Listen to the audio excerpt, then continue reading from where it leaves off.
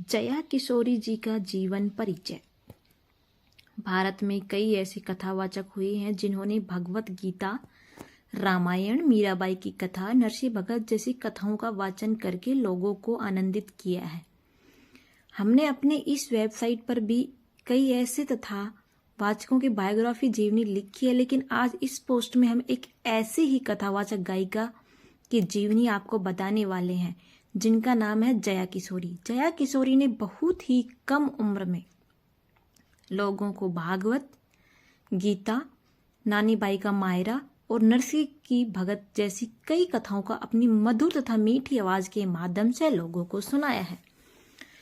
जया किशोरी एक प्रसिद्ध कथावाचक है। यहाँ जहाँ कहीं पर भी कथावाचन का प्रोग्राम करती है, वहां पर लाखों की तादाद में लोग उन्हें सुनने के लिए आते हैं। तो आइए जानते हैं जया किशोरी के जीवन परिचय के बारे में।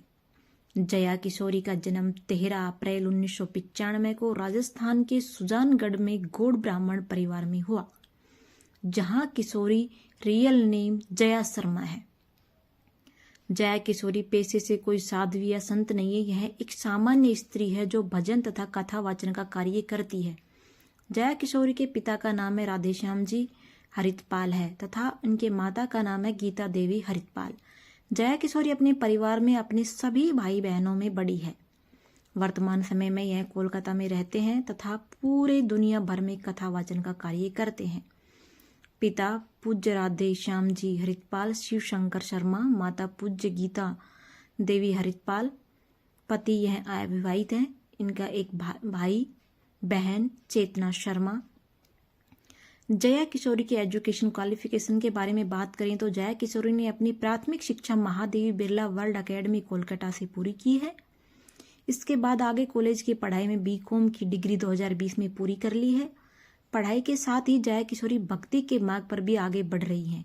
कई शास्त्रों वेदों की शिक्षा प्राप्त की है। School Mahadevi Birla world academy Kolkata college जल्द ही अपडेट करेंगे। Degree bachelor of commerce. Jaya Kishori की जर्नी। जया किशोरी का जन्म एक भारतीय ब्राह्मण परिवार में हुआ। इस कारण इनके परिवार में भक्ति का माहौल बना रहता था। बचपन से ही जया किशोरी को भगवान कृष्ण के प्रति काफी ज्यादा लगाव हो गया था। यह कृष्ण को अपना मित्र, सखा सब कुछ मानती थी और कृष्ण की भक्ति में हमेशा मधुर गीत गाया करती थी।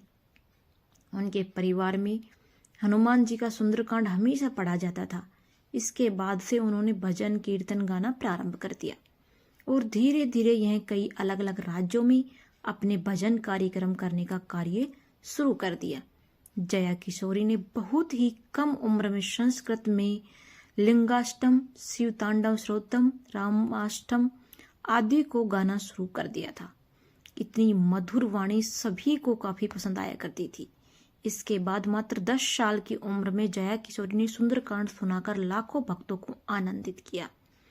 इसके बाद से जया किशोरी काफी ज्यादा पॉपुलर होती चली गई। जया किशोरी जी का भजन जागरण का कार्यक्रम लोगों को काफी आकर्षित करता है, क्योंकि लोगों को लगता है कि इतनी छोटी सी बच्ची और मीठी आवाज में इतना सुंदर कैसे गा सकती है। और यही वजह है कि जया किशोरी की आवाज काफी मीठी और मधुर थी।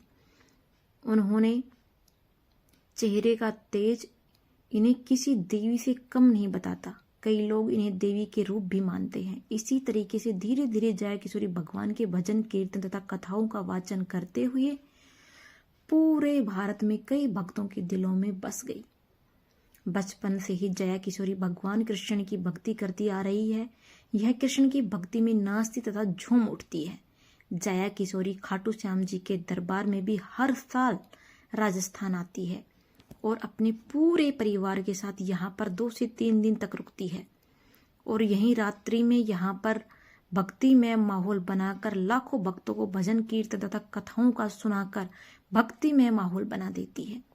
जया किशोरी के गुरु पंडित श्री गोविंद राम जी, इन्होंने भगवान श्री कृष्ण के प्रति प्रेम को देखते हुए जया किशोरी जी को किशोरी जी की उपाधि दी।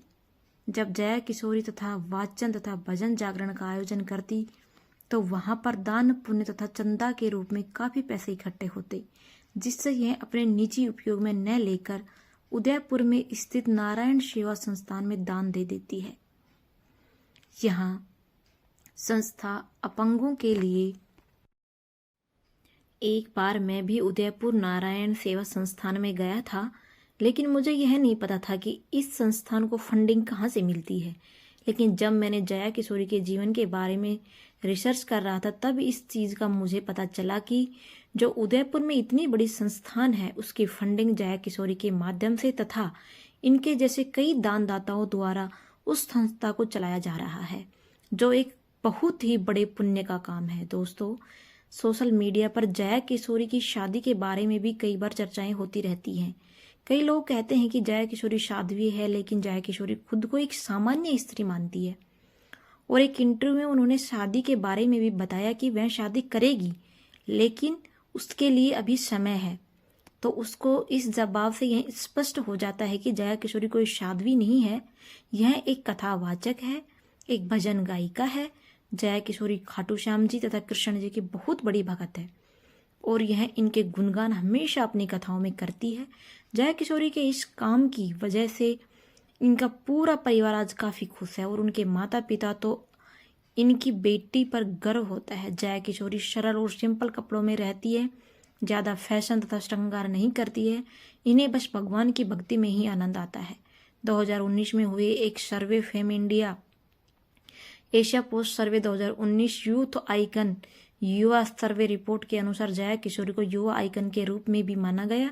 इस सर्वे में 18,320 लोगों की राय ली गई, जिसमें से जया किशोरी जी को आध्यात्म की श्रेणी में रखा गया। इस बार फेम इंडिया मैगजीन में एशिया पोस्ट सर्वे के 300 में से भी ज़्यादा नामी लोगों नाम में से विभिन्न मापदंडों पर कसा, जिसमें से सामाजिक स्थिति, प्रतिष्ठा, आर्थिक राजनीतिक व्यवस्था पर प्रभाव, छवि, उद्देश्य और प्रयास जैसे 10 मानदंडों को आधार बनाकर किया गया। स्टेक होल्डर सर्वे में जया किशोरी जी को आध्यात्म श्रेणी में प्रमुख स्थान रखा है, जो इनके लिए एक गर्व की बात है। ये एक कार्यक्रम की 50,000 से 10 लाख तक